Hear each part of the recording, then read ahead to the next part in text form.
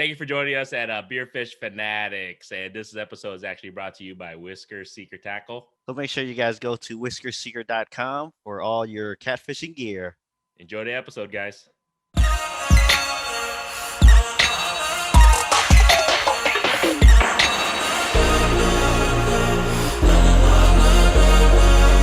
Want me to pretend I didn't? I don't know. Hey, no. how am I distance for that thing? I think maybe you'd be a little closer, or maybe he could turn you up. Yeah, I can turn you up. How about this? I can move closer. No, But- no, you're good. You're good. You're good. Maybe we could put your butt up here. I just turned them up pretty high. Yes. There we go. Yeah. Hey, there we go. How's that? Cool. right. Yeah, if if you want to talk some about that, I've already talked before about what the trip was like. Mm-hmm. I could talk about what it was actually like to write a book, which Yeah, is, there we go. Cool. is a whole nother adventure. We'll definitely jump into. Oh shoot, I'm a little loud because I'm just. Is this better? Like that? Sure. All right. Sure. Okay. All right, everybody. Welcome to another episode of Beerfish Fanatics. This is Grandy with My Pot Fishing. We have. Kit with the Fishing Kit YouTube channel. And today we are at a new location. I don't think we've ever recorded a podcast episode here before. This is a new brewery. It's in Ankeny. It's called the Uptown Garage Brewing Company. And Yeah, my first time here ever. It's my first time here also, and the place looks awesome. Yeah. Yep. It's like I think they kind of tailored obviously towards a garage. I think it literally used to think be a it garage. was. Yeah, there we go. And I've been to this spot before because they did like sports card stuff here before. So I've been here before. So man, that's some pretty good beer. They have a lot of local Iowa craft brews up there. So they have a lot of companies from all over Iowa here. So it's kind of cool. It's kind of almost like a mini bait shop up north, Yeah. I guess. So they have all those craft beers from other places in Iowa. Do they brew it here too? I think they do maybe a little bit. I don't think they brew like a ton. I saw one on the tap. Yeah. Oh, okay. But they But- mostly, they're like, I guess you can say they're like a distributor for maybe Iowa breweries, craft companies, breweries. That sounds like a cool concept that would be a little easier than going through the entire Yeah. system of brewing your own. But Yeah, then you don't have all that equipment right. either. Yeah. So, if everybody's wondering who is that gentleman, sounding voice, somewhat sounds familiar because I think You we mean made- the old guy? Oh, come on, you're not that old. But we have Mr. Hank here with Hank to Learn, Hank Kohler, One4Water, and he's joining us back again. Surprisingly, I mean, you're not sick of us by now, man? Oh, no, I enjoy this. This is awesome. The more I hang with younger people, the better off I am. That's for sure. There we go. So, and just let everybody know, I am actually drinking a beer today. We were kind of talking offline. My gout, the flare went away, went down. So I'm risking it for the biscuit just for Hank today. FYI. Playing with fire. Yeah, I'm playing with fire. I have not touched a beer probably since I think was with Spencer River Certified maybe like a month ago. And You're a risk taker, man. I'm a risk taker. But it's just for you. It's a special occasion. Awesome. Wait, were you drinking beer or seltzers? Where when we went on our trip? Fishing trip? No, Spencer's. Spencer, I actually tried. I did 2 beers and I was fine. Did you? Yeah, and I had seltzers too. Oh. Yeah, we did all that and then I was fine. It was the trip, and you know what? We have to knock that state out of. Sorry. It was our fishing trip that we went down. That our friend, like I was saying, I think a previous podcast, he said the hot dog was made of pork. I was like, oh, okay, because beef is a trigger of mine. I've come to find out. But doesn't a hot dog have like everything in it? Yeah, so that was probably not the wisest Yeah, it probably decision. does have everything. But it was pure beef and has everything like you were saying. And then it was one of those, I think it was a Frank's hot dog or Nathan's hot dog or something. So I it's- have no idea. So it's pure beef. And then because I was really good on our trip, I didn't touch beer. I had some seltzers. I ate chicken and pork. Everything was fine. But then the next day, we were taking on the way home. I'm like, honey, I'm feeling it in my foot again. And I was like, There goes the big toe. yes. And she was like, dude, you were so good. You didn't touch any beer and anything. I go, no, I didn't. I didn't touch any beef. I go, I had to backtrack everything and then texted everybody like, what did you guys put in this food? What did you put in this food? And I come to find out, oh, that hot dog was actually beef. Oh, shoot. So yeah, there you guys go. But I am, like I said, I'm risking it and trying a beverage today. But if you're doing better now, maybe you should up the ante, see how far this goes, and just start working down the menu. You sound like Kit now. Yeah. He's like, yeah, you look fine. Things could be real festive here in a couple hours. At the bar earlier, he was asking me, like, should I get a beer? I'm like, I don't know. I'm not the one with gout. He's like, what beer should I do? He was trying to look for a way out. If he has a flare up, he could blame me, like, oh, Kit told me to get a beer, so it's his fault. Yeah. Well, as a person that has dealt with that medical situation in my past, as I used to tell my wife, I said, honey, I don't know how bad that hurt having our kids, but it couldn't have been worse than this right now. I mean, 'cause those flare-ups are really painful. Yeah, they're not fun. So I'm hoping, I'm crossing my fingers and I have a cup of water here just in case, just to kind of flush things out, hopefully. I don't know, man. I'm just drinking a beer. Keep drinking them. There You'll be you go. fine. Yeah. Having a water is a good idea anyways. I'm thinking about grabbing a water. Preventative maintenance, I guess. I thought you were just thinking about being out on the water. Oh, yeah. Speaking of that, so if you guys haven't, we have a bunch of new listeners, obviously, so make sure, go check out some of our previous episodes. We've actually had Hank on our podcast twice. You guys are going to really want to hear his stories. You guys go take a look. We'll put the links to the previous episodes and everything with Hank and his story and everything. But Hank, do you mind just kind of introducing yourself just briefly for our new listeners, what you're all about, what Hank Learn to Fish is all about, what One4Water. We'll jump into your book and everything because I'm excited to hear a little bit about your journey of book writing too. So that's kind of cool. All right. Well, thank you very much. As I said, they got my name right. I'm Hank, and I love to fish. I love to be outdoors. I grew up in Northwest Iowa, but kind of always looking at the northern horizon, trying to do things up in Minnesota and Canada. Right. And in 1979, when I was just 27 years old, I was part of a trip with one of my brothers and two other friends, and we canoed 1,300 miles from near our little cabin in west central Minnesota all the way up to Hudson Bay. And of course, back then you have no computers. We just had some topo maps that we'd gotten and kind of picked our way through the wilderness and ended up at the mouth of the Hayes River, very historic site. And it was just an epic journey. We got to see a polar bear lope by our camp. We caught amazing numbers of large northerns and some walleyes, of course, on the trip. We had to, or we'd have starved, back then. You just drink the water out of it and everything. But that happened back in 1979, and basically it was for two reasons. We wanted to have fun, and we just wanted to see if we could do it. And we could do it, and we did have a lot of fun. Well, 2 years ago, I was going back up to our cabin in Minnesota on an ice fishing trip, and I crossed over a watershed where we had started that trip going north up to Hudson Bay. And I, honest to God, had one of these like a bolt of lightning epiphany things where the air supply and journey are singing above your heads, and you got goosebumps and stuff. And I just thought, why not go the other direction? Why not do something special again in my life before I get way too old to do anything like that? So I immediately thought, I'm going to canoe from the very same spot we went to Hudson Bay. I'm going to start at that same boat ramp, and I'm going to go all the way to the Gulf of Mexico. But I didn't want it just to be for fun and to see if I could do it. I wanted this to count. I owe Mother Earth or planet Earth or Mother Nature, or however you want to call that entity, but for so many hours, so many days, I've spent wondrous times catching fish or just being in the water, being out in the wilderness, or just being in parks and stuff that I feel I owe a debt to pay that back. But I didn't have the resources or the knowledge to do it, but I know there are smart people that do. So I thought if I could come up with a unique thing this trip that would get people to donate, because they'd be interested in what we're doing, and donate to people that could create a good conservation, let's say a library, so to speak, of the monies come in and then they spend it in good reasons and good areas to preserve things for now and for the future.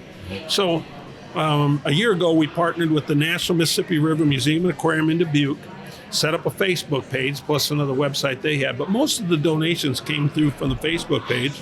And on June 3rd, we started paddling to the Gulf of Mexico. from the very same place in western Minnesota. Now, when I say we, except for the first day and a half when I was in my kayak, because the Leaf River is so small, you can't really put a heavily loaded canoe in it. But I always had a partner then from that point on, once I got in the Crow Wing and then, of course, through the whole distance of the Mississippi and then the Chafalaya River.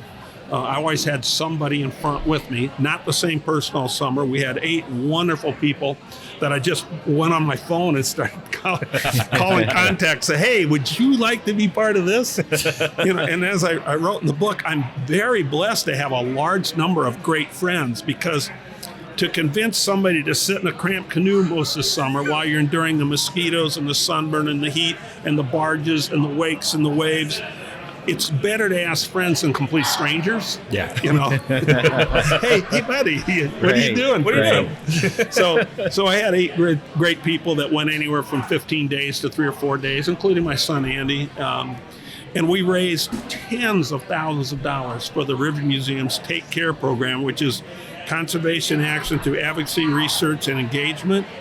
And a real cool thing is, one of the ways they spent a bunch of the money already is to get the trailers and these huge wooden canoes that 10 people can be in each one of them. Wow. They're old. They're not old, but they're wooden. It looks like the Huron Indians would have made them in the 1500s or something like that. And what they've been doing there at the museum in Dubuque is taking people upriver, youngsters, putting them in these canoes with all their gear, floating them halfway down to Dubuque, then camping overnight on a sandbar, and then going the rest of the way. And of course, talking about what goes on in the river, the wildlife, the fish, the mussels, everything. And some of these kids, of course, that's the first time they've ever been in a canoe, first time they've been on the water, and first time they've ever camped. And so to get the young people out doing that, and doing it in canoes where we made that money through donations by canoeing all summer, I thought that's pretty neat. That is pretty cool. Thank you for asking. Yeah. That was a long-winded answer. Now, I think I can't believe I haven't asked you this before, but what was your family's reaction when you presented this idea to them? That's a great question, because, of course, now at the time I was 69 years old. Right. And my kids, I've got 3 adult youngsters, and of course my wife, and I called them and said, hey, I got this idea. I'm going to take all of this. Happened in the winter of 2020. And I said, I'm going to start next spring in 2021, and I'm going to canoe the length of pretty much the entire length of Mississippi, but the Crow Wing and the Leaf River and that. Anyway, I explained the whole story to them, and they just went, yeah, I suppose. I mean, you haven't disappeared for entire summer for a while. You might as well do this next one. Oh, that's pretty cool. They were very supportive,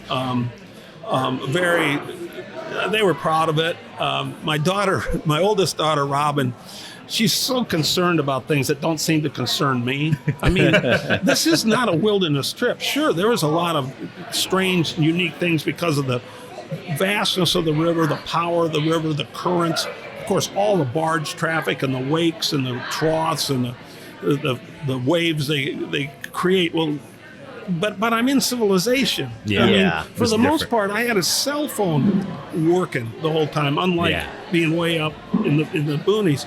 But my daughter was concerned, so she put a tracking app, I guess you call it, on my phone. Okay. So that constantly her and other members of my family knew exactly where I was at all times. That's good. Which it became entertaining because as soon as we got out of Lake Pepin, which is a long, narrow body of the Mississippi up north, and it's actually a lake that goes for miles, but so it's problematic because of the amount of waves and stuff you can get in. But as soon as we got off of Lake Pepin and rested, take a little break and have a sandwich, I got a text from my son and said, "Peace out, Pepin." He knew exactly where we were. And then a couple of days later, I looked down and we were waiting at a lock to go through because we would always have to wait. We had the low dibs on the totem pole as far as if we got to go through compared to the commercial traffic or larger vessels. So we're waiting our turn, and I get a text that simply says Tom Petty song. It was a quiz, of course, from my son. He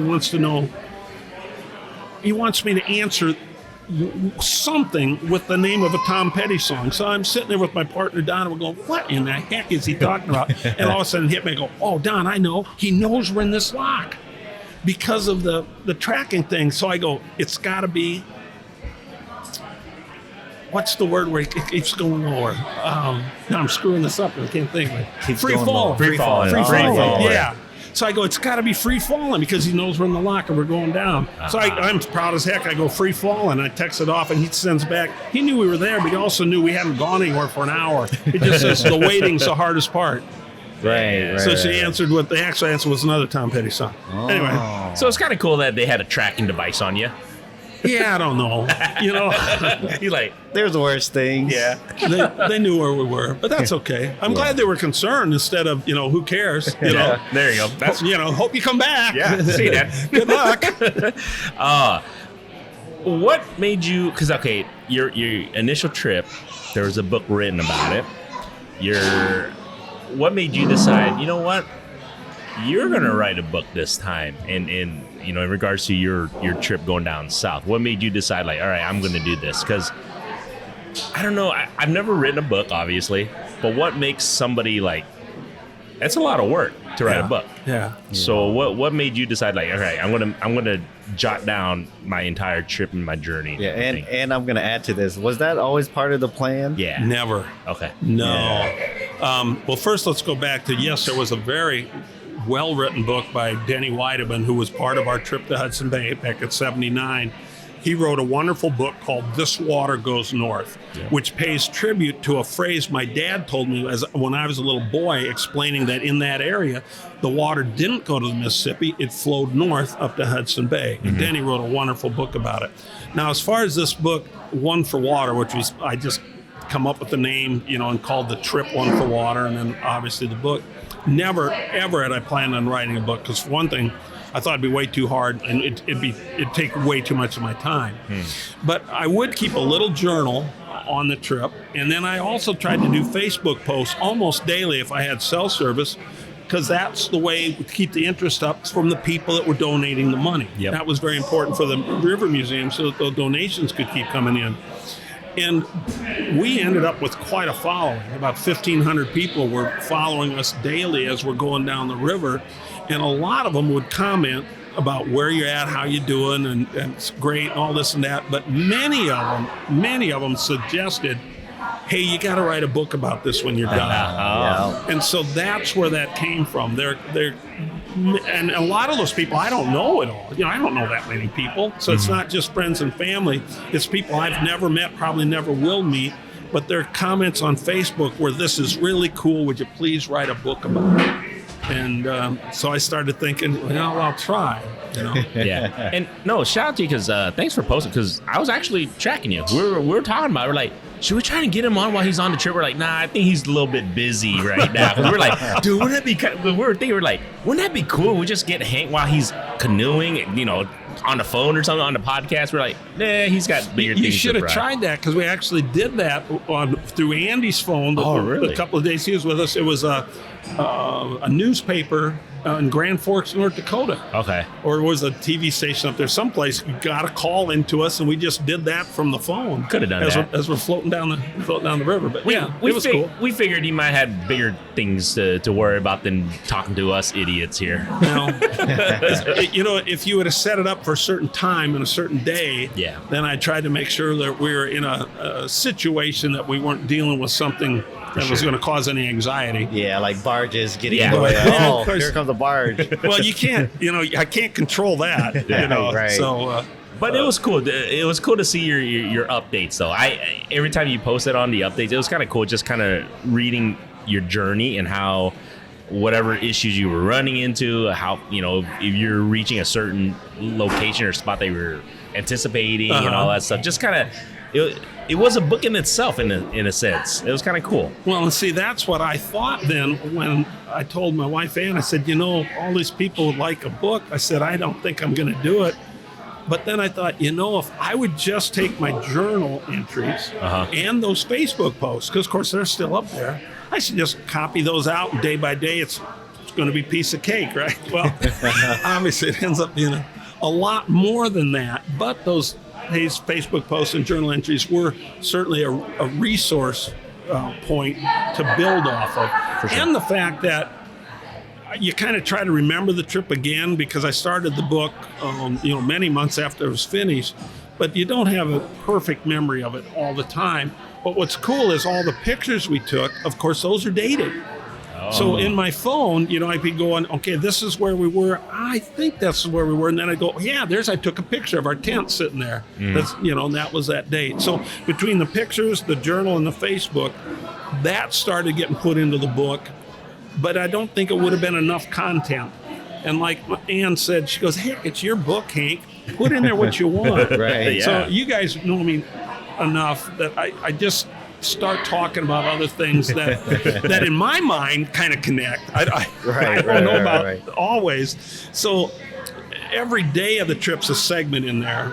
But then I also have segments where I go off and I talk about hope or water or trees or birds or any of that. And then even on the daily segments, I may take a little side paddle trip and tell a background story of something similar, from when my kids were little, or a trip way up north or something else. So it's not just we paddled, slept on a sandbar, paddled, slept on a sandbar again. It wanders around before you get to the end. So I think it's fairly entertaining. There we go. How was the fishing along I know we asked a little bit, but how was the fishing along the whole trip for you? Did you get a chance to fish, and did you get a chance to catch what you were hoping to catch at all? First of all, I personally didn't fish as much as I thought I would. Okay. I assumed that I do a lot of fishing, but we were paddling most of the day without fishing, just because we always had set a goal to try to go 30 miles a day. We needed to be done by the first week in August for my last companion. And then when we'd get to the end of the day and we'd find a place that we're going to camp, first thing you got to do is get the canoe unloaded, get your tents up, and get supper going and that.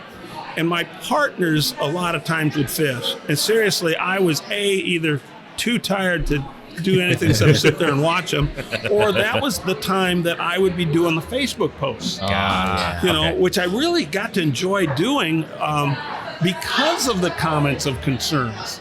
I got a big kick out of punching all those buttons on my phone and hitting send, because within minutes I'm getting a comment from people all over, which are really cool questions to answer. So a lot of times I wouldn't be fishing, I'd be doing that while my partners were fishing.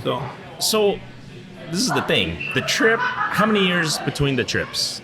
With your first trip and this trip, how many years was it? 42. 42. So I went from being 27 to 69. Oh, wow. So can you, or at least explain to us the biggest difference because of technology and everything, right? So then you couldn't communicate with them. You couldn't there was no social media, obviously. There's no internet. Well, we wouldn't have had cell service. We didn't have cell phones. What do I mean cell service? We didn't So what was, did you like it better with technology, or do you like it better when you initially did when you were younger? It was just free realm. There was no posting or anything. So that's a great question. As far as the technology that we have now compared to in 1979, I like the technology. Okay. I know a lot of people say, just get away from it. Don't look at this, don't look at that. Yeah. I enjoyed the Facebook thing. And like I said, I enjoyed the interaction with people that were concerned about us on the trip. Mm-hmm. I enjoyed being able to punch up baseball scores, and that kind of, and call my wife and talk to my kids, which way back in northern Manitoba in 1979, you didn't have any of that. Yeah. Now, the other differences of the trip, though, the fact that way up there back then, we're just drinking out of the lake, and we're, we're catching so many fish and enjoying the wilderness experience.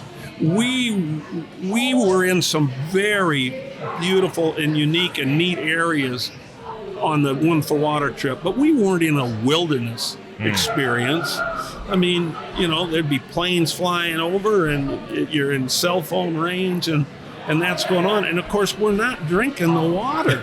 No. Which was a big, even if we would have treated it or filtered it. So we would have, once we got down, from St. Louis, Memphis on, where it was so hot and so humid, for two guys in the canoe, when we filled up with water, we had 12 gallon jugs. So instead of like 3 great big ones, we had 12 1-gallon jugs because we could stow them easier, put little ones different places. So, I mean, we got 100 pounds of water with us. Wow. All the time until we start drinking the heck out of it. And we would drink 1.5 gallons to 2 gallons per person per day. Wow. So every third day, we needed to get water. And we were trying every 5th day to take a shower and then charge up our cell phones. Now, I would bathe in the river, flop around in it at night, but it was basically to cool off. Right. I'm not getting cleaner in that stuff. And I had a solar panel along, but I really struggled with where I could set it in the canoe that it could catch the sun to do what it was supposed to without me getting it wet when I switched over from one side to the other. And I didn't want to set it up too high farther from me and then have it slide in and be gone.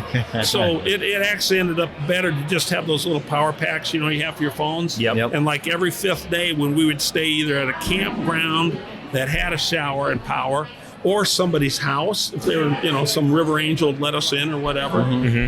So we would just charge those power packs then. And I bought that solar panel and we didn't use it very often, But, those are differences. I like the technology, but I like the wilderness, Okay. Yeah, I mean, you can compare the two trips, but you can't really compare the two because the end goal was a little bit different. Yeah. I couldn't have had the second one without the first one. For sure. Because I wouldn't have thought of doing that. And like I said, the first one, in fact, we nicknamed it the Halibut 4 because it was just for the halibut. But this one, was, as it said in the book, this time it mattered. This time we were going to try to do something positive that would be worthwhile. So as far as the book is concerned, I've never written a book, so I don't know what the process is. Did you get everything you wanted to get out there across in the book? Or is there something like, oh man, I forgot to put this in there? Yeah, that's a great question. Obviously, there are times, even after I'd go through a segment, before I would email a segment, which would be like a day or one of my other thoughts about something to my publisher, I would go through it maybe 6 or 7 times. Wow. And finally sign off on it in my own head. I'd say, okay, I got it. This is it. And then after you get that, now about 10 more segments past it, I'm thinking, God, did I say this? I wanted to say this back there. So obviously there are some things that I wished I would have added, or maybe said something a little different. I go off on a couple of journeys that aren't really that canoe trip, and maybe I could have reined that in a little bit, but otherwise, no, I'm very proud of it. And as far as actually doing it, I had very good fortune of running into a gentleman in Ames that's a professor in the architecture department up there, but he does publishing and printing on the side. He's originally from the country of Germany. I hope I pronounced Miklish. He's a wonderful man, and he was right there in Ames. And he showed me many books that he had published before, was excited about this one. And the way it actually nuts and bolts how it worked then is I first started just with a notebook. I'm just writing down. But then I would have to copy it. I don't have a laptop. I'm not very eloquent as far as any technology goes. I just got my old smartphone. So I would then have to repunch it in on my phone so that I could email it to him. And I would first put them on my phone like a segment or a day and then transfer it to my notes. And then I could look back through it any time quickly and fix it. But once I got like 3 or 4 of those that I think were done, then I'd immediately email them to him because I was so afraid I was going to drop my phone in a lake or a river and lose weeks of effort and work. So basically, as strange as it sounds, I wrote the entire book then just on my phone. Because I quit writing it on a manuscript and then having to transfer it. I just punched the whole thing on my phone the whole time. Cow. Yeah, and it bugged my eyes. Really, because it's just a regular little phone. Technically typed out on your phone your book. Yeah. And I actually did it Wow. probably 3 or 4 times because of changing it. Now, as far as having the time to do it, you guys know, and some of the listeners do, but I'm going through some cancer treatments, and I had a 5-week stint that I had to be up at Mayo Clinic this spring. And so I told myself, hey, get the treatments done in the morning, and then I'm going to dedicate at least 2 days or 2 segments of that book before I go fishing or go on a bike ride or something. So I would go back to a fabulous place I got to stay in called the Hope Lodge. It's sponsored by the American Cancer Society. I would go back there and have breakfast and then start working on the book, start typing out my thoughts and everything. And I had the maps sitting there. I had my journal here. And, of course, I've just changed from where I'm typing to back to my Facebook page, and it took about 3 hours per segment for me to get something down. So like in one day, I try to do 2 days of the book. Gotcha. So while I was up there for 25 days, I could get 50 days of the book done. Right. And so like 85% or more of the book got finished while I was up at Mayo Clinic. Wow. Because I had the time to, and I just told myself, do it. Right, before you go do something fun at the end of the day. You got to earn it. You gotta earn it. It's a reward. Yeah. Wow. It's kind of like going to work, and then all right, as you go to work, then you go do fun stuff afterwards. And it was neat looking back at all that stuff and remembering the places and the things, and there were some times we got in some stuff that we wished we wouldn't have. It got way more anxious, let's just say, than we'd like. And then there are other times, of course, it was just so pretty. We would, even though, unfortunately, there's always dealing with trash. I mean, we'd see it in the river. Wherever we camped, there would be trash there. Wow. You could never go up to a place and not find some. And, of course, we'd always pick up our little area where our tents were and stuff. Every day we'd grab like 3 or 4 things out of the river just because it made us feel better. We'd go, okay, get that thing, or we'll get that thing. But you float by hundreds of things, but you pick up 3 or 4 and put them in the bag. But once we got down further in the lower part of the river, which is now very, very wide, a mile, 2 miles or more, we would try to always camp on the port side or the east side of it. Because then as we're setting up our tents and that, we got the beautiful sunset with the barges going by out there and the sunset and the bird noise and the insects and everything. And then, of course, in the morning, what trees we had in the area, there were a lot of black willows and some other, cottonwoods and sycamores. They would give us shade so we wouldn't get hit by the sun right away. So I even wrote in there, it seems like at times like we didn't move, because this same day doesn't have the same sunset, the same tree and the canoe out there. Well, it's because we always want to be on the east side of the river to enjoy the sunset and then have shade in the morning. So the river was kind of scary and dirty at times and that, but it sure was pretty, I would say, well, you would know this. I mean, I guess from your first trip to this trip, the trash, like you were mentioning, I mean, could you see like a huge difference from back then to now? Well, keep in mind that first trip we're up, once we got pretty much out of civilization north of Lake Winnipeg, we were in a region that back then got traveled almost never. So no, we never ever saw any trash up there because nobody been through it. And even to this day now, like when I've gone on a trip this summer to the very northern part of Saskatchewan and some other ones in Ontario, we didn't see any trash. So I think a lot of the trash, I hope a lot of the trash that we're seeing is actually from years ago. It's still there, but I hope it's not as current. And you guys fish around Central Iowa so much, even more than me. It seems to me, I hope I'm being positive here, that a lot of the places I go, like let's say I'm going to float the Des Moines River from Fraser down to Waterworks, and I pull up to that ramp and it's clean. Most of the time a place like that is clean. Now, even 5 or 10 years ago, it would have been just a mess. Kind of like below Saylorville. If you walk down to that point, I mean, you should take 7 guys and 10 bags with you. I don't know how we fix that, but we're gonna you guys stay tuned because we were gonna do one this fall, a cleanup, but I think as it's just getting a little bit too cold. But I think Fishing Kid and myself were talking, we're gonna do like a spring cleanup. So we'll probably do Sailorville will probably be the spot that we're going to definitely target, because you're right. It needs help. Well, if we can just get the listeners, and a lot of them do this, just always have one of those bags you got at your local grocery store or Walmart. Yes. Have it in your pocket when you go down there to fish, you go on a bike ride or something. And don't get depressed by going, oh my God, because that doesn't help you. It doesn't help the area. For sure. But just say, hey, I'm going to fill this bag. And it takes you a minute and a half. Right. Is all. Yeah, because it's just so much. Yeah, but there's some places, if you had 2 bags and you spend 3.5 minutes, you look back and go, look at that.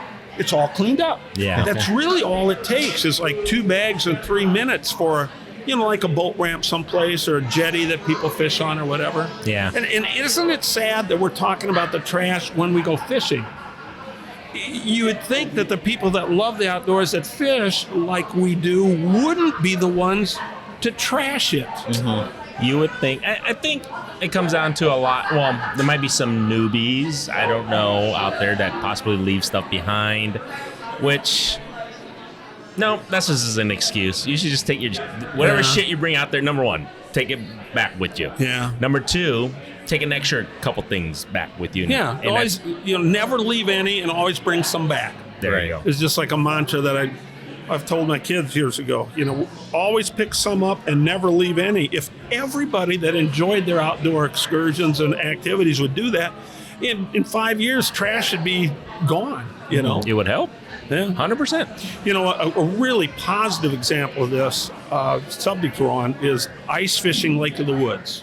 Oh. Which I do usually 3 to 4 times a season.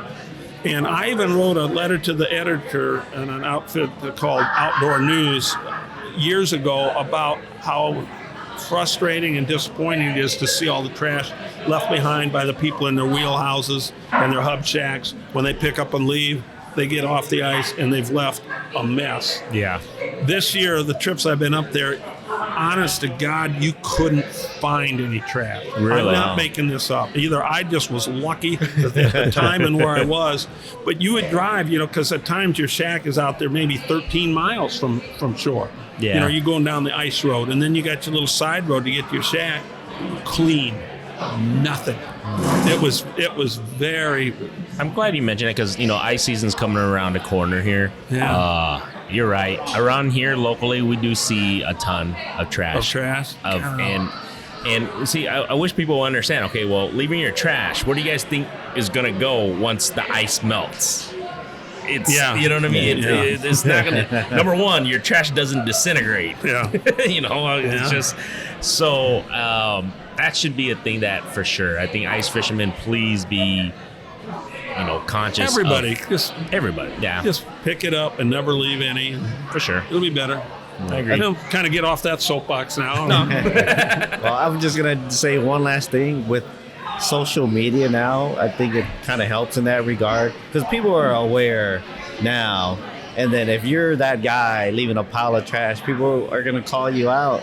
Like, if they can figure out who you are. Yeah, if they can figure out who you are. That's true. And then once in a while, people need a reminder. They'll see a post like, oh, hey, I picked up some random trash. And then next time they'll be thinking about that post. Maybe. They're like, hey, maybe I'll pick up some of this stuff. Just pick some up. There you go. Make it look better. You need another beer. I might need another beer. I might risk it. We'll do a little halftime here, and then do a little refill, and then we'll jump into a little bit more about fishing, and then we'll finish up a little bit about your book and everything. I read the first book. I can't wait to dive into this one. So I hope you enjoy it. Maybe later on I'll just read a little phrase out of there so the people listening can say, oh, that's not bad. Maybe I'll pick that up. There we go. So let's go get a refill kit. I'm risking it for Hank today. So here we go. Okay. Yeah, up the ante. We'll find out in a couple days if it's. We'll find out. He'll find out tomorrow. He'll find out. We'll know tomorrow. We'll know tomorrow. Yeah, I didn't realize it hits that quick. Next day, my friend. Yeah. There we go. I don't know if you're familiar. I'm not much on. Just a hazy IPA. I'm a Busch Light guy. I'm sorry. Kind of like a little hoppy, but not super hoppy. Okay. Kind of a citrusy. Now, like, do most of these have like 7-8% alcohol, or are they toned down? I'd say 5, 6 ish.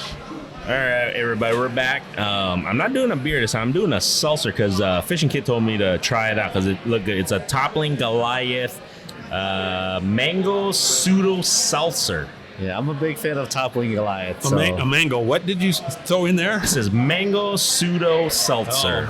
Yeah, fake mango, fake seltzer. Well, we're gonna try. How it is out. it? I don't know. We're about to find out right now. Hey, what do you got over there, guy? I forgot. It's a hazy IPA. There we go. Cheers, cheers. I forgot what it was called. He just sat on the table. I said, "What'd you get this time?" And he goes, "I forgot already." This might be one of the better seltzers I've ever had. Yeah. Oh, It's cool. Pretty tasty. I'll have to remember that. Wow. I'm actually, because I'm not a huge seltzer guy. And It comes in a real can, at least. yeah. Yeah. At least, yeah, like a real beer can, I guess. But it's not bad. It's actually pretty decent. Try it out, guys. Toppling Goliath Brewing Company. Iowa Brewing Company. I think up north. Northeast. Decorah. Oh, Kohler. yeah. Pretty area. Yeah, for sure. So speaking of, I want to jump in a little bit about fishing, and the reason being is because I was watching your posts and everything. I know you just did, I think was that just recently you went up in Canada? Is that correct? Were you up north? That was my last trip across the border. We did a boating trip into some lakes in east of Nestor Falls, Ontario. Cool. There's an area up there that a good friend of mine introduced me to 30-some years ago. And in that region, Ontario, you're still allowed to camp wherever you can on what they call Crown land. Okay. I used to go further north up to Red Lake, Ontario, but most of that region, unless you're out west in what is called Woodland Caribou Provincial Park, you're not allowed to just wander around and camp. So, and I love camping, and so this trip was we pay the First Nation people that have the land there to park the truck and put the boat in. Okay. And I had myself and 2 brothers, who obviously are brothers and good friends then too, but we boated a 14-foot Lund for 2 hours across 3 lakes to get to our one portage, to get that boat up and the motor and the gas. We had a 10-horse on it, and all of our sleeping stuff and our foods and our fishing stuff and everything. Basically, it was like a 1-hour portage because it's not very long, but there's a steep shale bank to get everything up to level at first. But like I told these guys, of course, they're like 50 years old instead of 70, so they're a lot better shape. And I said, just consider it like you're going to the gym. You're going to work really hard for an hour, but you're going to have a 5-day reward at the end of it. So I saw your post. I was like, man, it's so beautiful. And then I was showing my wife, and this is my bucket list thing. Is my wife and myself is that to see the Northern Lights. Yes. And it looks like you got the. Yes. I was like, oh, because I showed my wife. I was just going through your posts and everything. My wife saw it. She goes, "What's that? The Northern Lights?" I go, "Yes." I go, and she knows we've had you on our podcast. I told her you were up there, and she's like, "What the?" She was because it's a bucket list thing for her to be able to see. How is it? What is it like to see the Northern Lights? Well, it's I guess the very first time you remember seeing them. Of course, I saw them when I was a little boy, and so it's just don't remember that. But for someone that hasn't seen them at all, it's remarkable, and it can be beyond remarkable to beyond spectacular, depending on how good they are. What I mean by good is how bright, and whether they're colorful, and whether they're moving in different. Well, I call them like theater curtain shapes. Oh, yeah. Where they're going like this, and they can be all different colors. Now, the ones that we saw up there on that trip, and we took pictures with our phones, were not the brilliant, colorful ones, but they were pretty, and they were moving some. And I mean, obviously, you knew they're Northern Lights. There's nothing else in the sky could be doing that.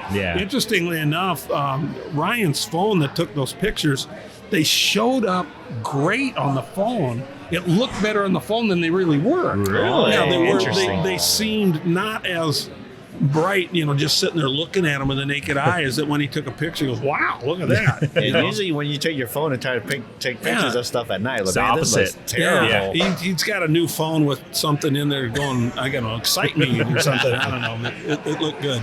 Yeah, it's a great trip, and that's awesome. Well, I like just getting away from as much as I love people, I like getting to places where I'm not going to see people. Mm-hmm. And once again, I can drink right out of the lake. And what we do, we actually treat it. I take iodine tablets. Mm-hmm. So we treat it with the iodine and then put the buffer in so you don't taste the iodine. And then we just flavor it with Crystal Light or Crystal Light and Tito's or, something like that. Tito's. Always goes good. How's the fishing? At the very first day was really slow, and for where we were, I was so disappointed. And these guys hadn't been to that lake with me before, and I felt bad. And then it dramatically picked up, especially with bigger fish. And Ryan released a northern that was 40 inches, right at 40 inches. We figure it's about 19 pounds. Big, fat fish, which was his personal best for the northern. And his brother Eric got a largemouth. Very few of those in that lake, but he got a largemouth that was 4 pounds 9 ounces. Wow! Which was his biggest largemouth, and we caught plenty of nice walleyes to eat. We kind of almost had to pick through the walleyes because the majority of the ones we caught were bigger than what you'd normally clean up. They're like 22, 23 inches, and you'd rather be slapping into a 17 or something. Yeah. But we had fresh walleye every night that we were having fish, and it's kind of interesting just on a trip like that coming up with a neat menu, because on this trip, because of that portage, we opted for not a cooler at all. So we had nothing we could keep cold. So our sandwiches, like for lunch, were like summer sausage. You can buy those things. Now, I don't know how they keep them where they're still good, but it says right on them. You don't have to refrigerate them until you open the package, and then you just got to eat it all. Preservatives. Preservatives. Salts. No wonder I have cancer. No wonder I have gout. Yeah, it's all that darn preservatives. But every night we're eating fish and. It's, and then you watch the stars come out and look for the northern lights and say, I guess I'll fall asleep, get up first thing in the morning, go out fishing. Because the lake's right there, your tent's right there. There's nobody else around. You don't hear anything except for, maybe some frogs yet this time of the year, and very few insects. The ravens wake you up right away in the morning. They get going right away. What about like big creatures? I'm talking moose, elk, or bears? Even? Bears. That area has quite a few black bears. Okay. But we camp in an area on a lake that doesn't have normal activity and certainly doesn't have places that people go to camp. Okay. So it's not like you're at an area that the bears are used to having human activity, so they can find food. It would be unlucky. It would be unlucky for us to be visited by one. Yeah. Because it would be very random. Gotcha. And if you go back 30, 40 years, it used to have a lot of moose in that area, and now we see almost none. Wow. I don't know. I'm not smart enough to tell you whether it's climate change, the fact that now there are deer there and there never used to be. Mm-hmm. But we see bear. We don't see hardly any moose. Now, if you go just another 2 hours north, you'll have a really good moose population yet again. You get up around Red Lake area. So. And of course we got otters in the lake and beavers splashing and that kind of stuff. And I love the birds. There's pelicans that stay on the lake all summer. So there's white pelicans floating around out there by. And of course the loons are all calling, and the eagles and the ospreys and the whiskey jacks. I don't know if you know what a whiskey jack is. I have no idea. A whiskey jack is actually called a gray jay. That's its actual terminology. But years and years ago, when the area was being lumbered by people in order to get the wood, because almost all those areas, this is now the second growth, it all got timbered out of there back in like the 1930s or 40s or something. I'm not sure exactly what decade. But around those lumber camps, these gray jays would always be coming around picking up the food left over, and they'd get almost tame enough that they would eat out of the lumberjacks' hands and stuff. Well, then they started playing tricks on them. And they would take a little piece of biscuit or bread and soak it in the booze. Oh, boy. And the jays would come and eat it for the workers' entertainment to watch them then, fly into trees and bounce into each other. Drunk jays. But that's their nickname, is a whiskey jacks. And because interesting. They would, treat them badly years ago. They're a cool bird. That's probably not PETA approved. I would guess not. Yeah. So would you believe me if I said I've seen the Northern Lights, but I've never left I saw them in Iowa. You can't. No, I'd absolutely believe you. I believe Some you of saw the them? very best I ever saw. I was a youngster back in our farm in northwest Iowa. Yeah. And they just hung like curtains moving in front of us, the blues and purples. And Yeah. You really saw one? Actually in town, in Des Moines. What? Up at Sailorville. So there was a night, I forgot how many years ago it was, but there was a big, like a coronal mass ejection. Yes. So there's Yeah. like a abnormally huge solar storm. Yep. And then, well, I found this out after the fact, after I saw it, but I went out bowling, tons of drinks, because bowling and drinks kind of go together. that can enhance those northern lights. Are you sure you saw a light? You sure it wasn't the alcohol, man? Well, I was driving home and I just looked up in the sky and it was like pulsating. Yeah. You look up to your windshield and go, oh my God, that's it. So I called my buddy. I was like, hey, can you look outside? Did you freak out? Are you seeing what I'm seeing? You want verification. Yeah, because like I said, I was drinking and yeah, maybe I shouldn't share too many details there. He's incriminating himself. But anyway, I called my buddy. I told him, like, hey, look outside, dude. Like, am I going crazy or is the sky pulsating? And he's like, holy shit, dude. And then we decided to meet up at Sailorville. I was like, hey, let's go to Sailorville. And then that's when we saw it. Really good. Yeah, I saw it really good. Would you go up on the dam? Yep, on the dam, Oh, parked God, on that top. had to have been fabulous. So I'm surprised, yeah, because supposedly, I mean, you can't really see it around the city or in town because you should be in an area where there's not lights, so you can Right. actually see. Yeah. it You can get easier away and from the better. light pollution, then you're so Exactly. much better. I wonder if the statute of limitations has run out and you can tell us more about that night of bowling. I think he's fine. You're fine with that. I think it was like, 20 years ago, kid. I think you're fine. Well, anyway, I thought I was, maybe I had too much to drink and I was just seeing stuff.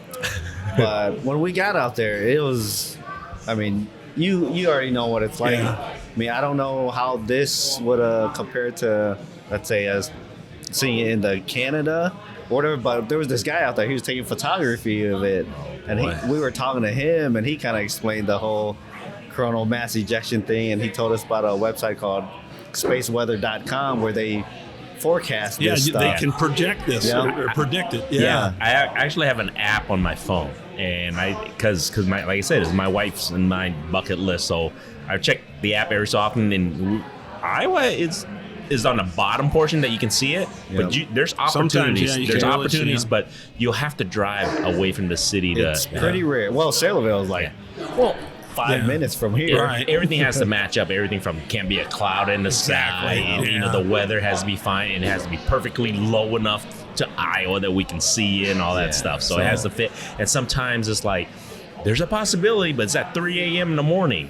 So Yeah. it's one of those things. And that, then it's cloudy. yeah. You know, Or yeah. the moon's shining. Everything's really got to bright. line up, but it It's gotta line sure up. is cool So- when it does. Yeah, it was the perfect storm. I'm glad I was able to see it. Yeah. Just some random night after bowling. Oh, my wife's she's gonna be so upset now. She's gonna be like, "What? Kid saw it, and I haven't even seen this shit." Cause we went up to Canada a couple years ago to visit some family, and we had no idea there was gonna be Northern Lights there, sighting up there in it was in Washington, Seattle. So there was an opportunity, but we would have to stay up till like 4 a.m. We had no idea. My wife got all upset with me, like, "How was I supposed to know that we're gonna stay up till 4 a.m? Just to see the Northern Lights?" But go figure, man. Yeah, but if it's on your bucket list, maybe set an alarm and Yeah. go out and try that to is- see them. That is true. Don't stay up all night. Just wake up early. That is true. Could possibly. People are. I think we have a few Canadian listeners. They're probably like, "What the heck? We see this all the time. Like, what are you guys talking about? Northern Lights? That's a big deal." But I don't know. You make them sound like they're jaded. I think they still appreciate it when so? they see it. Oh, I'll bet. Yeah, Yeah. especially some of the ones that, like the good ones that you saw. I mean, it's breathtaking. I actually have a little story in the book about a night long time ago. We were way up in Canada. We'd just ate a bunch of wonderful walleyes for supper, and then the stars were coming out. And it was my son Andy. He was only like 9. And my friend Dave's boy Tony was just 8. Yeah. And now we're just watching the stars, just sitting on boat cushions on this big rock, with the lake right there. Yeah. Well, Tony decided instead of sitting on the boat cushions that his dad's lap would be better. And so he's sitting on Dave's lap, and all of a sudden the Northern Lights just appeared and just hung there for, like 45 minutes just putting on a display. It was spectacular. That's and Andy and I were cool. talking about what it looked like and that. He's a little boy. He goes, God, I'll never forget this. I said, hey, Tony, what do you think of the Northern Lights? And Dave replied, Hank, he fell asleep. He's been asleep. I said, you mean he fell asleep in your lap and he won't remember any of this? And Dave goes, and I'll never forget it. Kind of There a you father-son moment, Yeah, There you go. That's kind of cool. Yeah. That's That pretty is cool. I don't know if we ever asked this, but what's your, I guess a two question. What's the favorite fish that you like to fish for? And what's the favorite fish that you like to eat? Yeah, those are great questions. Lake trout. Okay. Ice fishing for lake trout, for me, is just electric. Why? Why? Because it's hours and hours of tedious boredom. And then it's just like the rocket blows up, because the way I do it, I'm just jigging a tube jig, jigging a tube jig, jigging a tube jig, and going, why am I doing this? You can ask this guy about this. And then that pole almost goes out of your hand, and you watch a lot of your line go off the reel, and you sit there and go, that's why I do this. It is so trout. cool. Yeah, I have a vendetta against lake trout because no. I hear so many good things. And a few years ago, I went out to Colorado to visit Randy's brother-in-law. I saw the posts about that. And I was like, yes, lake trout. And they're telling me, oh, it's so easy. You just go out there and just basically drop your line in the water and you just like pull them out one after another. You're like, you can't do anything wrong. The first day we go out, apparently, I don't know, I must be the opposite because I got skunked. Now, was this ice fishing or Ice open fishing, water? ice fishing, up in the mountains. And so I had I guess I had an expectation of, okay, Yeah. I'm going to go out and knock off this fish off my bucket list. Easy. And that's what the Colorado guys were telling me. Yeah, easy. You just drop it in, you see a fish, and then just reel as fast as you can. And then... Did you ever get one? Not that first day. So we went to another lake the next day, or maybe the day after. And I ended up getting 2 or 3 smaller ones. I wasn't satisfied. Yeah. And I haven't tried targeting them since then. So it's kind of like...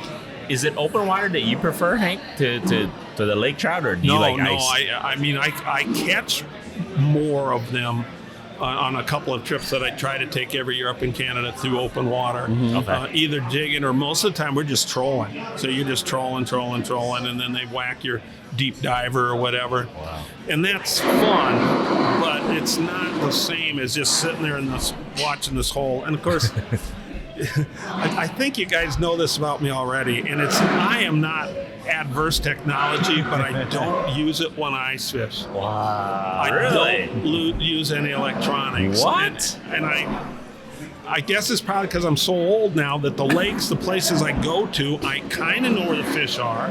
I know what depth they're going to be, what part of the water table they're going to show up in, and what they're probably going to be interested in. Mm-hmm. So instead of drilling a whole bunch of holes and going along and seeing if I'm looking to fish, I go to where I want to fish. I drill my 2 holes, and I start catching fish, hopefully. But I don't want to push a button over here and know that I don't have a chance in heck because there's nothing down there. Right, I want to right. constantly expect and anticipate I'm about to catch a nice fish. Well, I used to think of lake trout fishing as an exception to that, because let's say if I'm sitting in 63 feet of water up there on 2.5 feet ice, they could come through anywhere from right on the bottom to right under that ice. Mm-hmm. Really? Right under it. Yeah. And so it would be nice to look at the screen over here and say, oh, there's one at 35 feet or whatever. Mm-hmm. But then you got the screen you're looking at and you're listening to the hum and you don't hear the raven maybe, or I just shut it off and figure, okay, I'm going to start from 0 to 12 feet Now I'm going to go 12 to 20, and I'm going to go 20 to 28. Now I'm going to go back to the bottom. Like every 3 or 5 minutes, I just keep working up and down the water column. And I think it's a little bit, for me, that a little more, it feels better. It's more of a reward when I get one to whack me, and I'm not looking at a screen knowing that he's there. Yeah. And of course, then you have more of a surprise. I would, and that's a big part of it. Like I said, part of it is not just the fight of the fish; it's that surprise that has been building and building because you've been doing it for so long and not getting any. That's funny. Do you think you catch more that way? No, absolutely not. No, if you were sitting there in my shack with me with the electronics, you'd outfish me probably 2 to 1. But that's okay with me. Up to a point. Pretty soon, maybe if I don't get any, I get frustrated. But I got to get back to your second part of your question. You wanted to know what was my favorite fish to eat. Oh yeah. And I truly have to say it's what I'm cooking now. Like the three of us could be on the banks right now. The sun's going down on the Des Moines River, and we'd caught some channel cats, no bigger than that, And we will fry those up, and you'd think that's as fine a fish as you've ever eaten. Now, agreed. At the same time, what if this young man over here kind of outfished us, and he's got himself a 19-inch walleye there that we got in the pan?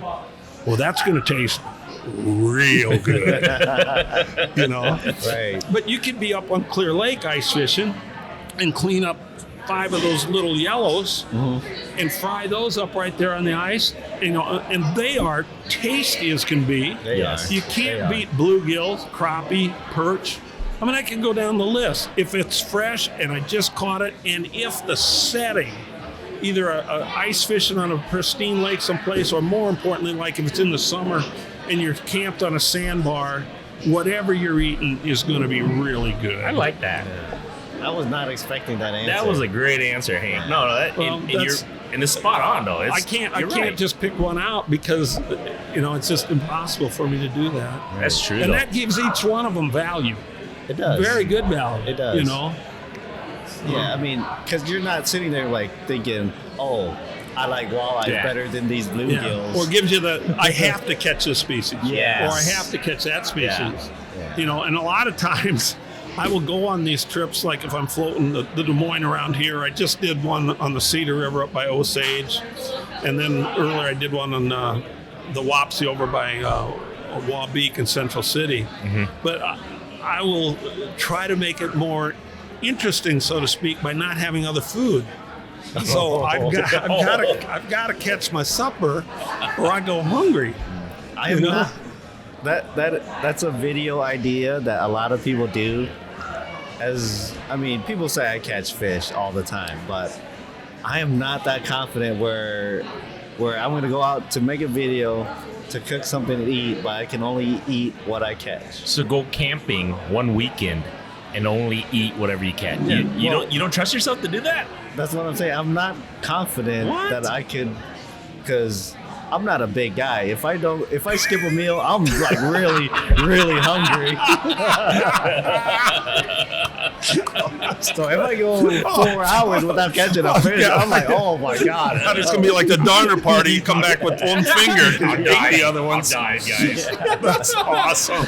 Dude, you got to do it now. You say you're setting yourself up, dude. You have to do a video where you go camping for at least like 2 days. Yeah. And like, I'm only eating whatever I catch. Where would you go? Where would you go to do it? Probably somewhere where I can catch fish. Where he has the best opportunity, that he knows that he has extra. See, I would suggest a nice stretch of the Des Moines River, because you've got so many options. Right. And in that situation, you're going to find out that sheephead or drum are fairly tasty. Yeah. So are the white. In fact, if you catch a white bass about that big on the river there, and you catch a sheephead the same size, when you get done filleting it, the fillets look the same, and you put the breading on, you fry them up, and you don't know which one's which. Yeah. Right. Between those two. We've actually had our buddy from Colorado came in. We had this little challenge, like, can you tell the difference of the fish, right? And I swear, every single one of us was like, yeah, we can tell that's a drum or that's. And what did we do? It was a drum, a white bass, and was it an Asian carp? Asian carp. So what we did is we caught those 3, And he was like, you guys won't be able to tell the difference. Mr. Yang, by the way, if you guys are listening, it was Mr. Yang's idea. He goes, there's no way we can tell the difference. And all of us were like, whatever, man, this is bullshit. We can tell the damn difference. He literally cut them all up, didn't tell us what was what. And he breaded it, cooked it, fried it, gave us to eat. I want to say 90%. I think Kit was the only one who was able to guess right. I think, right? I think so. And everybody else just that good. That's why. Yeah. There you go. Yeah, there you go. Well, you got to eat more often than the rest of us. So this I know, must be nice. More practice. Right, But right. everybody else, I think there was like 4 or 5 of us. Everybody else couldn't. I was one of them. I mixed the fishes up. I couldn't tell. I've done that. I mean, I didn't mean it to be a test, but I've done it on like the Boone River camping or in the Des Moines, where that's what I was frying up was white bass and sheephead, and I couldn't tell the difference then. And they were is amazing because that's what you're eating. Yeah. I'll bet you this though. Well, obviously because catfish is different. If I had those 2 species, white bass and sheephead in the pan, and then a channel cat, obviously I could tell the channel cat. Yeah. But now if you put a whiter fish, like let's say you had a big crappie fillet or a walleye, I guarantee you'd have known that difference too. Oh yeah. I think by the text. I think maybe the texture. It absolutely. I think it does taste better.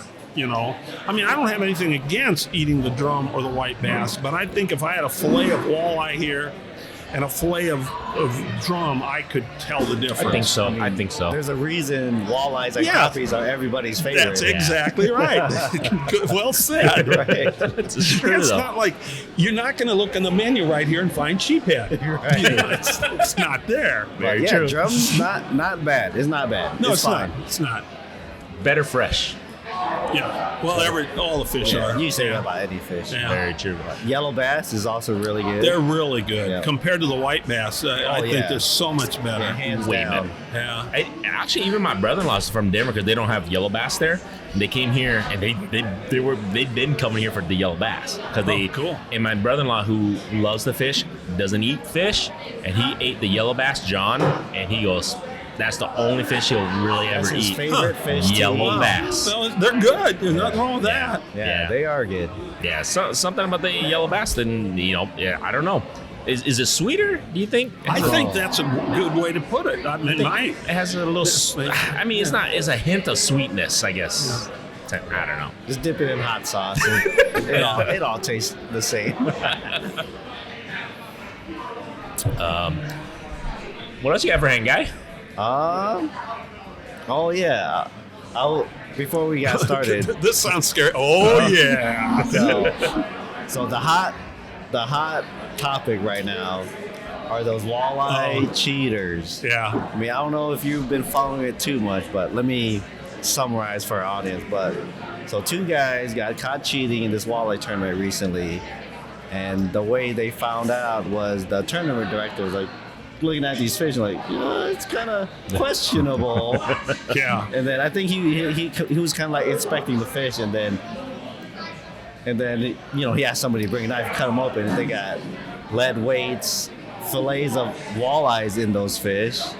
Yeah. I don't know. Have you followed that very much? Or I saw it on Facebook and Yeah. saw the reaction and heard the reaction Yeah. of everybody. I mean, it was F-bomb after F-bomb after the whole thing. We had our Ames Anglers Club had a meeting this morning, and I don't attend very many of them because I'm usually off up north someplace or whatever, but my friend Jeff Capasco, you guys know Jeff real well. Yep. He was Yeah. giving a talk there this morning, so I was in there, and of course everybody was talking about that.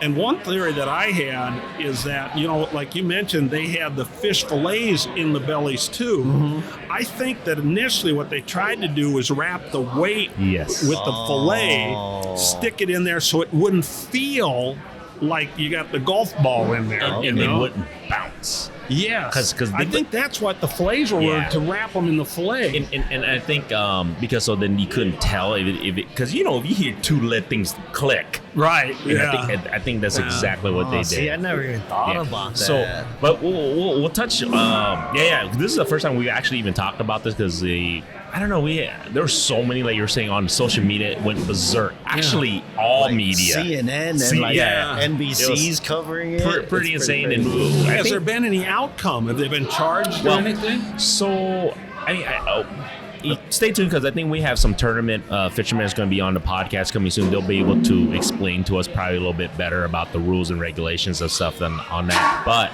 as far as I know, I don't know if they have been officially charged with anything quite yet, at least today. But I think they will be charged because I think it's considered fraud only for this one specific tournament. You can't go back to the previous. That's what I was wondering because you can't. There's no way you can prove it. Other tournaments. Yes. Yeah. So this is the thing. These gentlemen have. I mean, I don't know if everybody have heard, but they've won previous tournaments. They've won almost over $300,000 worth of prize money. They've won boats. They've won. Just in the trucks, and then they've also won, sponsorship money, of course, and everything. But beyond that, you can't go back and prove did they cheat in previous tournaments. So you don't have those fish. You don't have those fish. There's no you can't. There's no proof. Yeah. So the only thing, if they were to be charged, would be for this one tournament because they actually got caught red-handed, and that would probably be about it. I mean, how much are they going to charge them? I mean, it's most likely be a slap on the wrist. But I think the biggest thing, they got killed on social media. These guys have. I don't think they'll ever be able to fish a tournament ever again. Well, they shouldn't be allowed to. I don't think they'll ever be able. They shouldn't even be allowed to fish. Yeah, that's a good point. That's a great point because I want to. That's why we'll see if we can grab Jeff to explain a little bit more because I heard through the grapevine. I don't know if it's true because by putting that stuff inside of the fish, I think the DNR can charge them with something because it's, you know what I'm saying, like you're like hurt, cruelty or something like that. Something I don't know. We'll have to ask Jeff if there's a law on that or not. I have no idea. Waste or something because obviously they're not going to be able to live if they were released. That's what I'm wondering. But other than that, I think the only thing they can get charged with is that one tournament legally. But everything else, I mean, you got to think of it this way. They're completely done. Their fishing career is done. I mean, their license should be taken away, but I mean just how they are looked upon by their family, by their used to be friends. I mean, that's their punishment. That's a punishment in itself. I mean, they probably never expected that. And, and the craziest thing, I don't know if everybody knows, they would have won the tournament if they didn't even use any weights. I didn't know so, that. Yeah. So the thing was, they needed, I believe, because they're looking to win like Team of the Year, Angler of the Year, I believe, and they needed like 16 pounds. They needed to get 10th place, which would have been 16 pounds. to win the entire circuit for that year. Yes, and they would have won a lot of money. But the thing was, the amount of weight that they weighed and the fillets and everything, it was like, I think was at like 8 pounds. Yeah, 8 pounds. But the thing was, they weighed in at 33 pounds with those 8 pounds. So they were in without it. Yes. Yeah. They got greedy. And complacent, I think. But who's to say they didn't win those other tournaments throughout the year? We don't know. And they probably did. Yeah, that's probably why they only needed. Yes, they probably did. However many I wouldn't pounds. doubt too that they started with a little. Yes. And then just kept. Well, we didn't get caught yet. Yep. How about we're a little more? How many years? They backtracked. They've been winning tournaments for like 3 to 4 years. Yeah. So they've done this. I mean, I can't say that they've done it, but most likely they have. I wonder if, you've been talking about any criminal charges. They can only get charged for this. Just that one tournament, probably. I wonder if, the sponsorship fees and some of this stuff, if those people will make civil suits against them and say, hey, we want our money back. We don't want to be associated with you. And back in the day, we gave you this much money because we did want to be associated with you. Yeah. And that was all a scam. Give it back. They could, and I believe they can, but the only thing is, it would be for the 1 year. Because like I said, they're not going to be able to prove that you guys cheated previous years, even though we all probably can assume. Well, like I said, in a civil suit, it's easier to try to. It is easier. It is easier, but they not that I would know. No. but you're right. No. All those businesses, because they have a right to. You're right. They gave their name and reputation of those companies on this guy's jacket that everybody is seeing as a cheater. Yeah, Ranger. That was the big one. Ranger boats. I saw that Ranger boats. It was like right there, and they. I wouldn't blame them if they did, if they wanted to at least get some type of But at the end of the day, what are you going to do? You're going to sue these guys. What are they going to give them? You know what I mean? I mean, like, the company can't really do anything, and they're going to go back and sue them for what? These guys aren't like multimillionaires. They're just doing all right though. Yeah. Well, I didn't win 300,000 fishing. Yeah, that's true. That's in my life. Yeah. Yeah, right. So, Like, but it's with just multiple lifetimes. Yes. But Oh, do we get those? That would be awesome. No, there's a concept. Right, get a reset every 100 years. I do feel for all the other competitors because, boy, the amount of people have to take in consideration not just the entry fee that everybody else has paid throughout the years competing against these guys, all the time away from family life to fish, all the time to do all these tournaments, just amount, lodging, travel expenses, absolutely. all these guys. You can just imagine how pissed off they were. And Unbelievable. I just watched the video. 100%. You can tell how pissed Well, all you off got to do they is are. listen to the video. Yeah. But everybody, luckily the person who put on the event, he's a off-duty police officer, I believe. I don't know if he was retired, but he's an off-duty police officer, and he was pissed off. But he was the one who calmed the whole crowd down. He kept it under control. And luck, because he was a police officer. So luckily, I didn't know that detail. Yep, he was a police officer, and he was. They had police there, and he had some of his subordinates walk them out so they didn't get harmed. Because at the end of the day, those two gentlemen, if that guy was not a police officer, they would have gotten the shit kicked out of him. Yeah, I believe so. At least, bare minimum, because, and it would have in a way be justified. Because I hate to say it, I feel for those competitors. Yeah. They've been cheated all these years against these guys, and these guys have been winning. That's Allegedly. Allegedly. Yeah. Allegedly. But you don't go from following the rules to stuffing 8 pounds of In lead one- one turn. fillets Yeah, into it's not like fish. just like you had too much schnapps Yeah. night before and go, hey, Ernie, Yeah. let's do this. Yeah, right. I Especially- think there was some thought process there. Especially if they've been winning, all of a sudden, you know what? What can make us win more? Like, you know what I mean? That's the thing. Well, that's a sad thing Yeah. on the whole picture of fishing right now, but it'll go away, and hopefully those guys will go away too. So I think so. It's the hot item to speak of. Yeah. Everybody is like, people are hitting me up like, they're really cheating in fishing. I go, have you seen the amount of money in these tournaments? well, yeah, and there's been reports in the past for like on a bass tournament someplace where they've got their fish tied up to a stump over there that they caught last week. And now the tournament starts and no boats around. They go over and get that fish, put it in their live well, but they didn't catch it that day. Well, the YBB, Yellow Bass Bonanza, there was a cheating scandal happened, I think 2 or 3 years ago. That's what happened. I'm not 100% sure. I have to double check it, but I think they caught the fish previously. Yeah. I think they hid it somewhere in a sack or something underwater, so they went to that specific How'd location. they catch them? Great question. Somebody had to rat them I out. think one of the guys went to their truck Or or caught them or something. something. I can't remember. Well, you know what? We'll have to look that up. But they got caught. Maybe, I mean, I think I remember vaguely something about that, but I think it could have been that their winnings were so much above the other catches that it's like something. a red flag. That wait a minute, how did you? It's the same thing with this walleye thing. I mean, because the fish, if you look at those walleyes that they caught, easily 4 to 5 pounds. But they were weighing in 7 pounds. They weren't. I'm like, that's what Jeff mentioned this morning. You get so used to what the fish looks like. Yeah. 25 inches is going to be about 5 pounds. It's not going to be 7.5. No.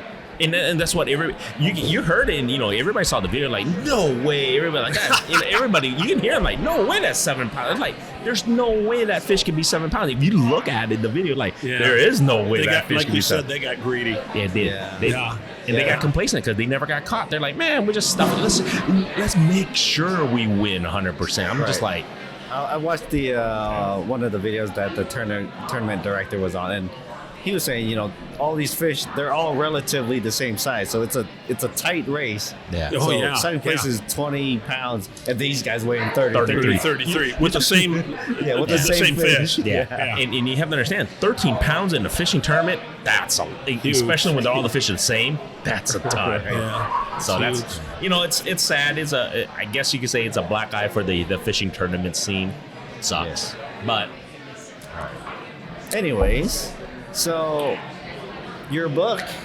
So if our audience wants to get a hold of you or try to find your book, where can they do that? Thank you for asking. The book's available on Amazon right now. All you have to do is punch up one, well, the way it says there, the word one, the number 4, and the word water, and then put book, and it takes you right to a site to buy them off of Amazon, either as a hardback, paperback, or Kindle.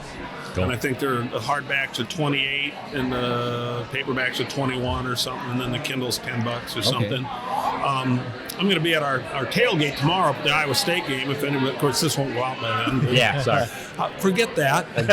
They'll go back in time. Yeah. They'll go back in time.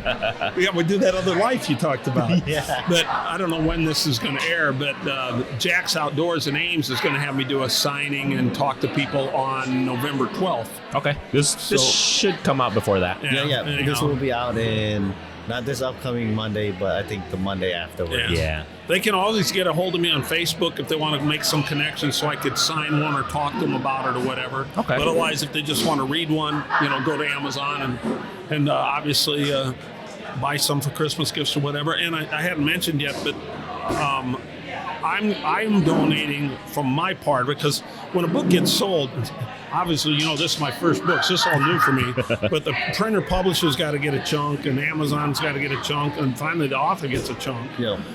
But out of that, $1 from every book from my chunk is going back to the River Museum. Awesome. Again, to help with that.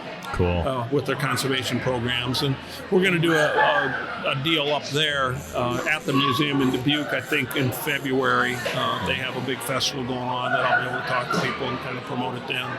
Cool. So, okay. We'll definitely put all the links and everything, how you guys can purchase the book and everything on the show notes. And where's that show in November? Where's it at again? So everybody. That's Jack's Outdoors in Ames. Jack's Outdoors in Ames. On November 12th between 1 and 3. Okay. And they'll have some refreshments, I think free refreshments there. And of course, there's no fee to come in. Just walk around, maybe do some Christmas shopping, and stop over and say hi to me, because you might imagine I don't mind talking to anybody, and I love talking about the trip or talking about the book. Yeah, that's awesome. No, it's pretty awesome. Do we got a couple minutes? I could read just a little part of it. Yeah, we sure do.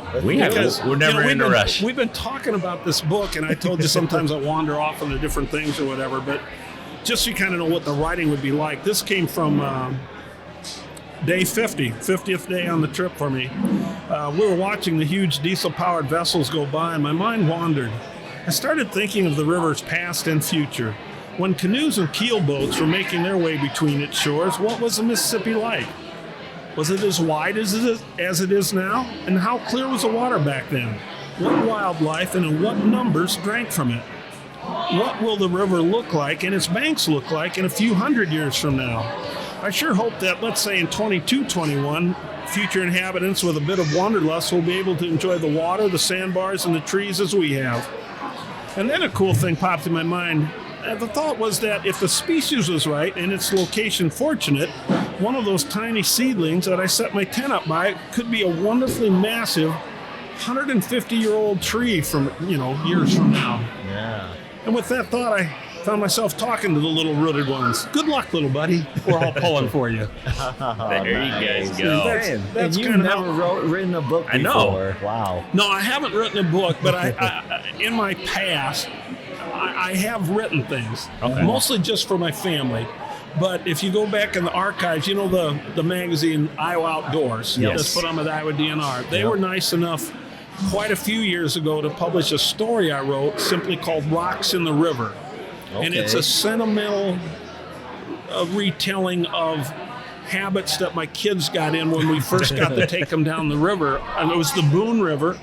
And it all started with Andy when he was no bigger than this. Kids like that, he's probably 8 years old, asking 7 million questions. And he goes, Dad, who owns those rocks? I said, well, nobody does. They're a part of nature, and they're going to be here forever. I said, why don't you claim one, and you can always call it your... He goes, I'll take that one. I mean, he didn't... Well, and of course, my daughter Robin gets old enough. My daughter Carrie gets old enough. As we float down the river, then they chose their rocks. So now we use Andy's rock as kind of a barometer of how high the water is. We fish by Carrie's rock and camp by Robin's rock. And it's been going on for 30 years. Wow. So it was nice. They put that story in there. And then a couple of years ago, they also published one simply called The Ice Shack. Back in 1985, I made an ice shack out of some plywood, pizza boxes and a tarp. Because, you couldn't go. Nobody had made those nice portable shacks that we enjoy so much now. Yeah. And I had an 83 Chevy Cavalier station wagon, and so I made these pieces of plywood that could pin together and kind of accordion fold together, so I could put it all in the back of the station wagon and sled it out like the Big Creek or Hickory Grove and put it up, and then I just put a tarp over it. So basically it was a nice windbreak is how it started. But then I got to thinking, why don't I make it a little more permanent? So several decades, that ugly brown looking piece of wood and canvas spent the entire winters on either Big Creek or Hickory Grove. And I'd just leave a lantern in there with some propane going and get off of work with with what we had back then was pizza, hot wings, and Bob would come along. And Bob was bucket o' beer. I had the pizza restaurant then, and I'd just take like a 3-gallon bucket that came with cherry topping or something for a dessert pizza, so it's nice and clean. And while I'm doing the books, I just turned on one of the spigots, put bucket under there, and get done, and people like Jeff Kapaska or my brother and other friends would show up, and next thing you know, we've got Bob and some bait, and we're over at Hickory Grove with some pizza and wings, and just think we're special. So they wrote a story, or they published that story too, which is kind of cool. That's awesome. Are we going to be able to get on the ice with you this year at all by chance? Well, I sure hope so. Okay. Where are you going to be spending most of your time on the ice this winter? Well, we've got this cabin in west central Minnesota, near where these trips started, and so I can go up there. It's a 4-season cabin. We keep the heat on, and put it down to like 55. And the first thing you do when you get there, if it's 25 below outside, is go in and jack the heat up, so that you can sleep later that night. But and I have what's called a snow dog. Yes, you know what that is. My buddy just bought one. Cool. Really? Mine's named Bernard, but that gets us around all these little lakes right near there. And my brother just bought a little one of those will aluminum skid shacks. That's a hard-bodied shack, but it doesn't weigh much. So Bernard will pull it around from all those lakes, and of course we got a hub shack, and that is about 6 hours from here. Okay. But the cool thing there is when I'm set up there, I've got all these lakes. I mean, one right out in front, one right over there, that we can fish there. But it's a good starting point to go to Upper Red Lake, in Minnesota, not the one way up in Canada, because I can get there in like 2 hours from there, and I can get up to Lake of the Woods in 3.5. Gotcha. So usually if you look back through my journals, the very first ice fishing trip for the last 5 years in a row has been Upper Red Lake. Go out of Waskish there. And when it's just walkable ice, you only got like 4.5 inches. They're not letting 4-wheelers out, obviously no trucks or anything. So everybody's just walking their stuff out. Have you ever fished that lake? I don't think I ever have. Okay, it's just like a bowl, so it's real shallow. You just want to walk out about maybe 3/4 of a mile and finally get into 9 feet of water. Wow. And catch your 4 nice walleyes. Well, Bernard, the snow dog, has less impact on the ice than a person walking, and the resort owners there know that. So I get to just ride myself out there while everybody else is walking, set up, and then I stay there for like 3 days and nights, and I just camp right on the ice. And I love fishing so much that I set up and I start fishing, because if I didn't do that, I could unhook all my stuff and say $20, and I could haul people back and forth on that lake all day long. That's awesome. So that's what's coming up. Looking forward to that. Are you going to fish in Iowa at all this year? I sure hope so. Yeah. Okay. I mean, we religiously fish, like, obviously ice conditions For sure. but Little River. 12-mile, 3-mile, Big Creek, Clear Lake, at least one trip up to Okoboji, fish Mini Washer, Spirit. I've got a good friend, John Grosvenor, who's probably the best guide for those Iowa Great Lakes up there. He's going to be at our tailgate tomorrow. He's a nice. Cyclone fan, so we're picking his brains. We're trying to trade tickets to the game for either a good day's fishing with him, or I simply use them in the winter to go, John, where should I set up my hub shack? There you because go. like he knows I don't have any electronics, so I want to be where the fish are. So we trade tickets for information. There you go. Well, let us know. Yeah. No, that'd be fun. We'd love to. My kids, they actually love the Iowa Great Lakes area, because they love going up there and They love that with that indoor pool and everything. The water park stuff. Kids love that, and then they love that. Well, we love the ice fish, so we're planning on possibly doing the Okoboji trip this year. So it's a tremendous fishery. Yeah, it really is. You got your choices of West, East, Minnewaska, or Spirit, but one of those places is going to be on fire. Okay. Usually, and it's multi-species, as you know. You can get all kinds of things. Well, we'll let you know, because I think right now even my Colorado in-laws are contemplating coming here to go to Okoboji too. So they like that area. They do. Yeah. And the water's so clear. Yeah. Obviously you have to blame a lot of that on the zeebs. But you can be ice fishing down there and watch a muskie go by the size of a school district. Yeah. So a little boy fell right next to us here, but I think he'll be okay. He looks tougher than me. There you go. But yeah, we'll let you know. I think we're planning on possibly around President's Day weekend or something like that. So we'll definitely let you know. Hopefully we can get out on the ice with you. We got to get out on the ice just around here as soon as we get good ice. Yeah. Yep. It'll probably be about February. See, I got to know, when you do this, you guys are extremely entertaining.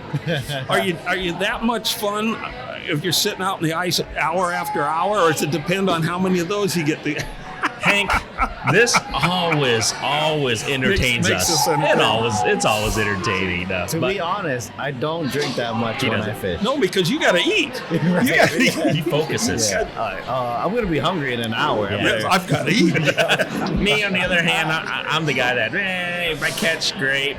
Most of the time I don't catch, but once in a while. And who knows, maybe by then these treatments I'm taking, they'll say, go ahead and drink once or twice a week or something. I don't know. There we go. But we will. We'll definitely. I want to get you and your son, get Andy out on the ice together. We got to make a trip over there. It'll be fun. Yeah, he's more into watching the screen and make sure he's catching fish. You can imagine he's a little more intense than me. I don't know where that came from. It'll be fun though. But we'll definitely make that a trip this winter. I'm excited. We've been talking about ice fishing probably like the last 5 episodes. We have to have a little bit of ice fishing in our episodes. It's coming. Yeah. So we're excited about that. So like I said, well, hey, do me a favor when you talk about the ice fishing, and obviously sometimes you guys get sponsored by, you got people that they want to buy this technology or that technology or that technology. I always want to try to at least get across to, let's say, a youngster that's in high school that goes, "God, I'd like to try this ice fishing," and then he goes, "Oh, that Vexler costs this much, and this iron auger costs this much, and the shack costs," and they go, "Well, I can't possibly do it. I can't afford to do it." I think that those people need to know that you can still do it. You can stay warm and comfortable and successful without being at that level of expense. for sure. Yeah. Now, all of those things will make your experience maybe better and maybe more successful, but you don't have to have it to enjoy the sport. Right. Yeah. Right. It's no, you're spot on. It's just like anything else. Like you can, splurge and spend $100,000 worth of equipment, or you can just go out and just enjoy it. Yeah. And just enjoy it. I just hope that they know that it can be done, without a huge expense. You get yourself a 6-inch hand auger, and you go online and find somebody's used pop-up.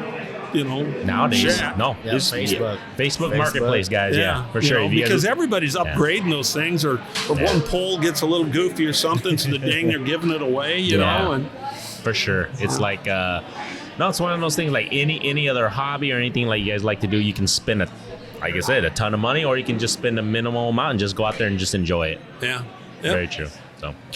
Other than that, man, Hank, it's always been a pleasure having you on. I tell you what, like I said, it was a good day when I first ran into you folks, whenever that was. Awesome. So, that was a few years ago. Yeah, it was a couple years ago now. I feel like I said, I'm not enjoying the beverages this place has to offer, but sometime we're going to have to be like on that Des Moines River sandbar I talked about. Okay. With the campfire going and the barred owls singing and a cooler full of those things. There we go. That we just make it our duty to destroy. Or a bucket, a bob. A bob.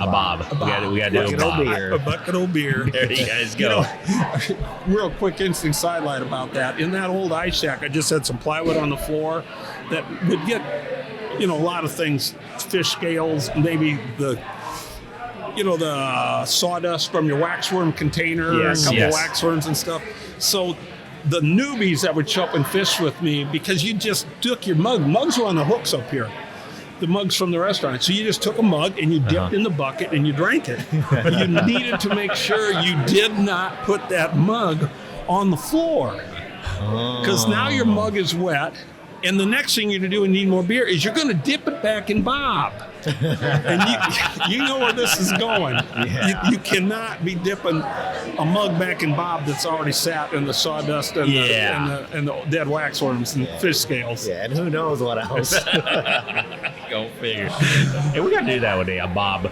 That'd be Bob. interesting. Oh. If my brother-in-law listens to this, they'll be like, sure, we'll make it happen. I swear, I think some of my friends have literally taken a bucket like that and gotten a 12-pack and dumped it all in it just so that they could have that, a Bob. that Love it. experience That's again. We might have to do something like Yeah. that this year. I'll get the little like short bucket that's like this big. Oh, funny. But no, honestly, Hank, do appreciate your time and just your stories. It's beyond entertaining. It educates us a little bit more. Well, thank you. Just appreciate your time, man. And everybody, we will put the links. Definitely check out One4Water, Hank's book. I'm gonna cop one. I read the first book, so can't wait to read this as part. you know, I didn't write that first book, Yeah. but Denny did. He Denny did a great job. I'm sure he did a better job of writing than I did. But there's some interesting things in there, and it does also give you a day by day. Where were we? What were we experiencing? What was it like to float 1,900 miles last summer? 1,900 miles, everybody. You guys got to go check it out. Once again, thank you so much, Hank. Appreciate your time. Other than that, guys, stay tuned. Don't forget, leave a review. That helps us out. Don't forget, check out Fishing Kid's YouTube channel. Yo, He's climbing up there, getting him up to 3,000 subs. Let's get there. creeping. I'm creeping. Wow, creeping. congrats. Thank you. Check Awesome. out My Pop Fishing YouTube channel. I post a video every 2 weeks whenever I can, whenever the kids allow me. Actually, whenever the boss allows me to get out there and fish. So, but like I said, get out there now. Fall bite's on. Get out there before winter comes. So if you guys looking to fish, It's Get out there beautiful and- out there now. get out there, everybody. So is. other than that, everybody, till next time. Thank you. All right, see ya.